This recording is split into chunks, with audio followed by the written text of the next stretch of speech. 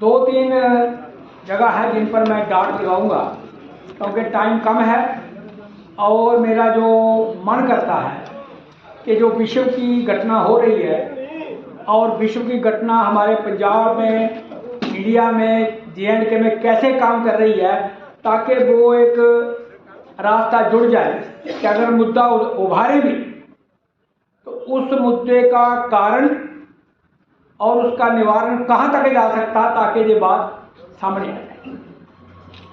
पहली बात तो ये है कि दुनिया की जो राजनीतिक और आर्थिक स्थिति ये बताती है कि एक तरफ तो दुनिया की राजनीतिक आर्थिक संकट चल रहा है, पॉलिटिकल और इकोनॉमिकल स्ट्रक्चर चल रहा है, क्राइसिस संकट चल रहा है, और दूसरी तरफ जलवायु संकट और मानव जाति बीच में खड़ी है। अब मानव जाति अगर जलवायु संकट को कैसे हल करेगी और दुनिया की चल रही राजनीतिक और आर्थिक संकट को कैसे देखेगी, ये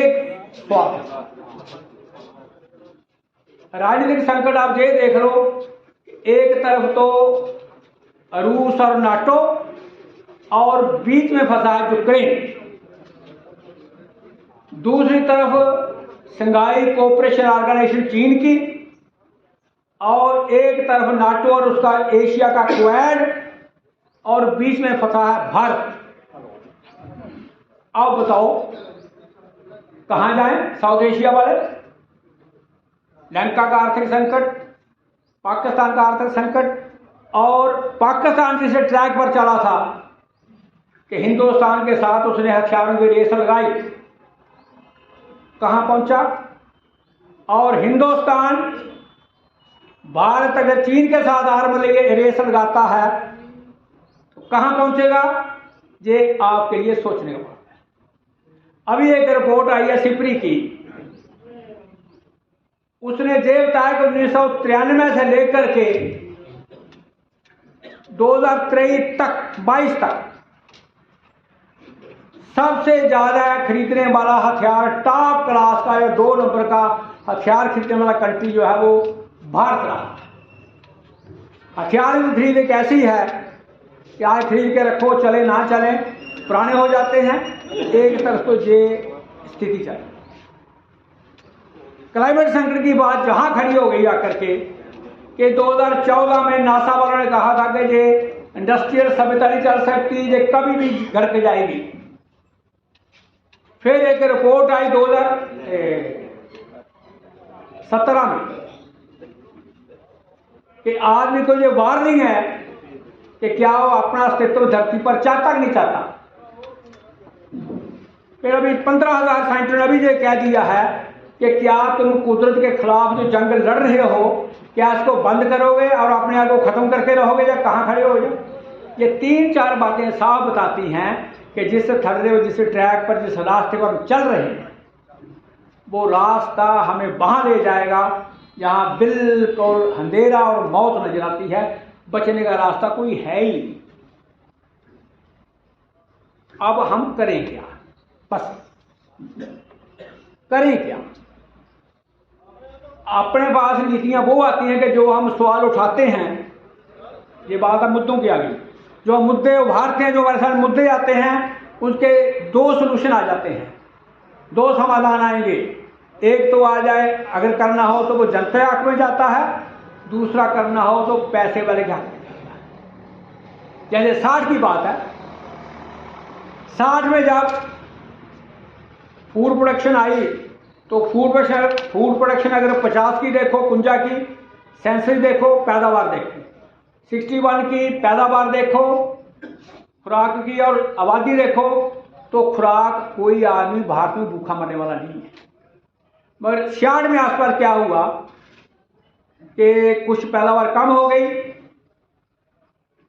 भूख मरी, अनाज कम है, अनाज कम है। वो सरकार ने अपनी इंप्रूवमेंट को डिस्ट्रीब्यूशन करी थी कि अनाज लोगों तक पहुंचे, वो चैप्टर क्लोज। और ज्यादा पैदा करने के लिए ग्रीन रेवोल्यूशन, और ग्रीन रेवोल्यूशन की आड़ में केमिकल फर्टिलाइजर कंपनियों का धंधा और उसके बाद किसान की सबसे ज़्यादा सर्वश्रेष्ठ बात जिसके लिए वो मांगता है वो है बीज। किसान हमेशा सुपीरियर असली बीज के लिए ललाहित रहता है कि ठीक बीज मिले और अच्छा बीज हो जिसकी पैदावार हो, जो ज़्यादा पैदावार करे, अच्छी क्वालिटी वाला चाहिए बीज चाहिए। तो उन्होंने आस्ता आस्ता एक बना दिया कानून जिसमें भारत ने तस्दीक की है, वो है इंटरनेशनल प्लांट प्रोटेक्शन कमीशन। जब ये कानून बन गया इंटरनेशनल प्लांट प्रोटेक्शन कमीशन, तो उसने ये कर दिया कि जो प्लांट जो दरख्त किसी ने लगाया हुआ है, जब फसल लगाई हुई है, उसको एक कमेटी में रजिस्टर करा दिया, उसको बचाव करे, उसको नकल नहीं कर सकता। आस्ता आस्ता ये घटनाक्रम बढ़ता बढ़ता चला गया।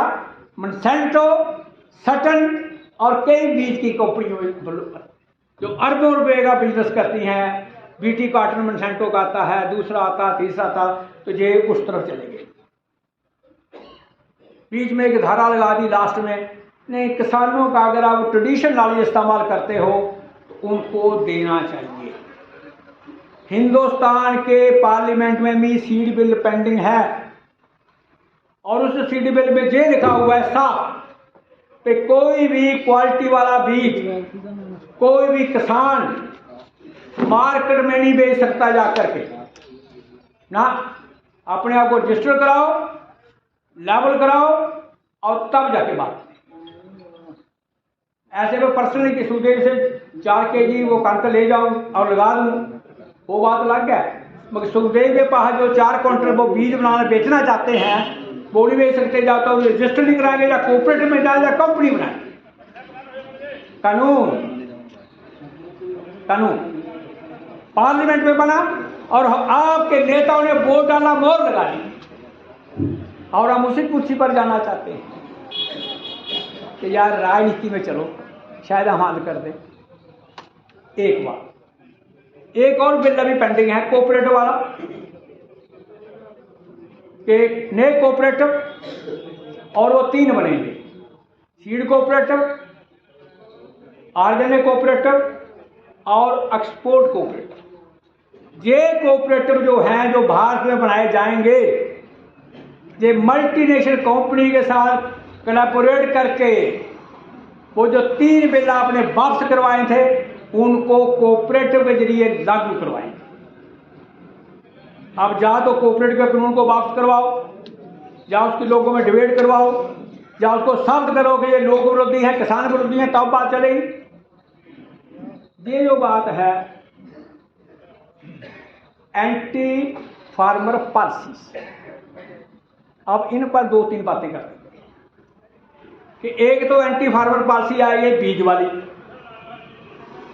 एक एंटी फार्मर आ गई खाद वाली, एक एंटी फार्मर पॉलिसी आ गई कि प्लांट की डिजीज वाली, कि जब पौधा बीमार होता है, पौधे को कीड़ा लग जाता है तो उसके लिए कंपनी की दवा चाहिए स्टैंडर्ड। कोई भी आदमी ऐरा गैरा कोई अपना पेस्टिसाइड बना के नहीं बेच सकता, वो बेर का ही बिकेगा, डाउ कंपनी का ही बिकेगा और दूसरे को अधिकार ही कोई नहीं है। ये सारी बातें उन्होंने कानून में धारा में ला करके हम उसको फॉलो करते हैं, फिर कहते हैं कि हम कारपोरेट का मुकाबला करें। ये कैसी बात हो सकती है? और कुछ ट्रैक हमने ऐसे पकड़े हुए हैं कि कारपोरेट को नुकसान पहुंचाए बगैर, क्या उसको नजरा मलाए या उसका विरोध किए बगैर हम पर्यावरण को बचाना चाहते हैं। ये बड़ी उल्टी बात नजर आती है मेरे दिमाग में खासकर, कि जैसे अभियान चलता है प्लांट लगाओ प्लांट लगाओ प्लांट लगाओ, अच्छा भी प्लांट लगाओ ठीक है बात, और जो प्लांट आप लगाते हो उसमें आप लेबर करते हो, प्लांट खरीदते हो, उनका पानी पता देते नहीं देते बचाओ, मेंटेन करते हो, मगर जो कुदरत ने नेचर ने प्लांट लगा के दिए हैं उनको काट करके हम विकास करते हैं। ये बताओ कि अभी जो मिडिल ईस्ट इंडिया में जो निकला है हीरा कांड, तो वहां वो 3 लाख जंगल काटे जाएंगे। कोल माइनिंग जो दी है वहां जंगल काटे जाएंगे। अभी एक प्रोजेक्ट वहाँ थर्मल पावर सी पोर्ट और एयरपोर्ट बनेगा वहाँ अंडमान निकोबार में, जो इको सेंसिटिव जोन है। अगर आप इको सेंसिटिव जोन में आप जंगल की तबाही करने के लिए सरकार की कोई पॉलिसी हाथ नहीं करती उसके सामने, तो बताओ हरियाणा में प्लांट लगाने का क्या होगा। हरियाणा के लिए कहा उन्होंने कि जितने पौधे जहाँ कटेंगे अंडमान निकोबार में, उसकी पूर्ति हम हरियाणा में करेंगे। अब हरियाणा वाले खुद बता सकते हैं कि हरियाणा में कितने जंगल हैं। JNK की बात करते, उत्तराखंड की बात करते, सिक्किम की बात करते, असम की बात करते, तो बात मान जाते थे कि हाँ वहाँ जंगल है, वहाँ और लगवा देंगे, बात ठीक है भाई। अब हरियाणा में कहाँ बड़े जंगल हैं जहाँ वो अंडमान निकोबार वाला नेचुरल फॉरेस्ट को काट करके जहाँ लगाकर उसकी पूर्ति करेंगे। सरासर पेपर वर्क और हमारे नीति निर्माता कि उस पर अंगूठा लगा हुआ है, जिनको हम कहते हैं जी हमारे प्रतिनिधि, जी हमारे बेनिफिट वाले। एक हंसी वाली बात और है कि स्वच्छ भारत अभियान प्राइम मिनिस्टर ने चालू पकड़ा था ना साफ करने के लिए। कचरा फैलाने की जिम्मेदार मल्टीनेशनल कंपनियां, चाहे वो कोको कोला हो, पेप्सी कोला हो, कोई कुरकुरे हो, चॉकलेट वाले हो, कुछ भी हो, बिस्कुट वाले हो, तो कचरा फैलाने वाली बहुराष्ट्रीय कंपनियां वो तो कचरा फैलाए हमारे सिर पर और पैसा कमा के ले जाएं बाहर जहां मर्जी लगाएं, और उनका बचा हुआ कचरा साफ भारत वाले अपना पैसा लगा के करेंगे, उसमें प्राउड फील करेंगे हम भारत को स्वच्छ कर रहे हैं। तो बताओ कि नीति कैसी है तुम्हारी, कौन सी नीति है ये तो बताओ। अगर इस किस्म की नीति चलानी है कि बहुराष्ट्रीय कंपनी की सेवा करके अपने जनता का पैसा वेस्ट करके जनता को देना है और फिर कहना है कि हम स्वच्छ भारत कर रहे हैं और कचरा फैलाने वालों को पाबंदी कोई नहीं है, तो बताओ आप। और एक बात और है लास्ट में,